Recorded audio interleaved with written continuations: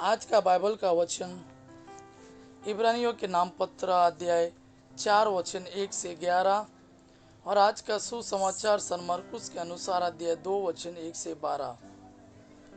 इब्रानियों के नाम पत्र अध्याय 4 वचन 1 से 11। ईश्वर के विश्राम स्थान में प्रवेश करने की यह प्रतिज्ञा अब तक कायम है, इसलिए हम सतर्क रहे कि आप लोगों में कोई उसमें प्रवेश करने से न रह जाए। हमको उन लोगों की तरह एक मंगलमय समाचार सुनाया गया है। उन लोगों ने जो संदेश सुना उन्हें उससे कोई लाभ नहीं हुआ, क्योंकि सुनने वालों में विश्वास का अभाव था। हम विश्वासी बन गए हैं, इसलिए हम उस विश्राम स्थान में प्रवेश करते हैं जिसके विषय में उसने कहा, मैंने क्रोध होकर यह शपथ खाई, वे मेरे विश्राम स्थान में प्रवेश नहीं करेंगे। ईश्वर का कार्य तो संसार की सृष्टि के समय ही समाप्त हो गया है, क्योंकि धर्मग्रंथ 7वें दिन के विषय में यह कहता है, ईश्वर ने अपना समस्त कार्य समाप्त कर 7वें दिन विश्राम किया। और उपयुक्त उदाहरण में हमें यह पढ़ते हैं, वे मेरे विश्राम स्थान में प्रवेश नहीं करेंगे।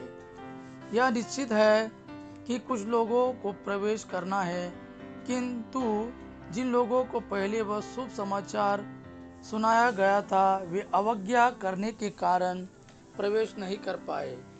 इसलिए ईश्वर एक दूसरा दिन निर्धारित करता है और वह बहुत वर्षों के बाद दाऊद के मुख से उपयुक्त शब्द कहता है, ओहो, यदि तुम आज उसकी यह वाणी सुनो, अपना हृदय कठोर न कर लो।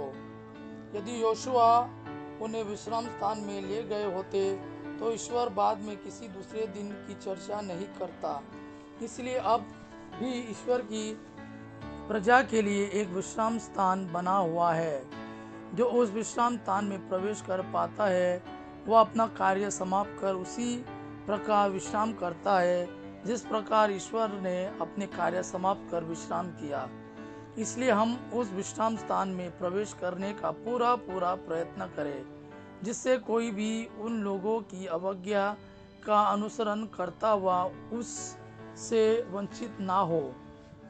आज का सुसमाचार सन मरकुस के अनुसार अध्याय 2 वचन 1 से 12। जब कुछ दिनों बाद ईसा कफरनहूम लौटे तो यह खबर फैल गई कि वे घर पर है, और इतने लोग इकट्ठा हो गए कि द्वार के सामने जगह नहीं रही। ईसा उन्हें सुसमाचार सुना ही रहे थे कि कुछ लोग एक अर्धांग रोगी को 4 आदमियों से उठवाकर उनके पास ले आए।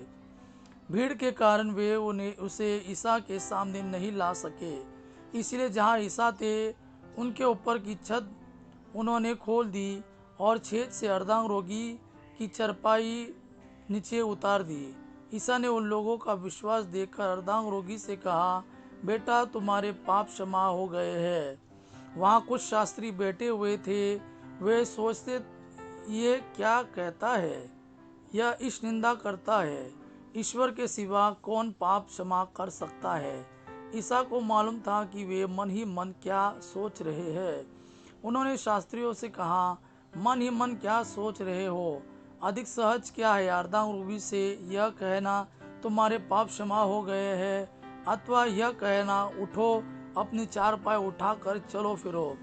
परंतु इसलिए कि तुम लोग यह जान लो कि मानव पुत्र को पृथ्वी पर पाप क्षमा करने का अधिकार मिला है। वे अर्धांग रोगी से बोले, मैं तुमसे कहता हूँ, उठो और अपनी चारपाई उठाकर घर जाओ। वह उठ खड़ा हुआ और चारपाई उठाकर तुरंत सबों के देखते देखते बाहर चला गया। सब के सब बड़े अचंभे में पड़ गए और उन्होंने यह कहते हुए ईश्वर की स्तुति की, हमने ऐसा चमत्कार कभी नहीं देखा। यह प्रभु का वाणी है। प्रभु को धन्यवाद। आबा पिता की महिमा और पुत्र यीशु का प्रेम आप पर सदा सर्वदा बना रहे। आमीन।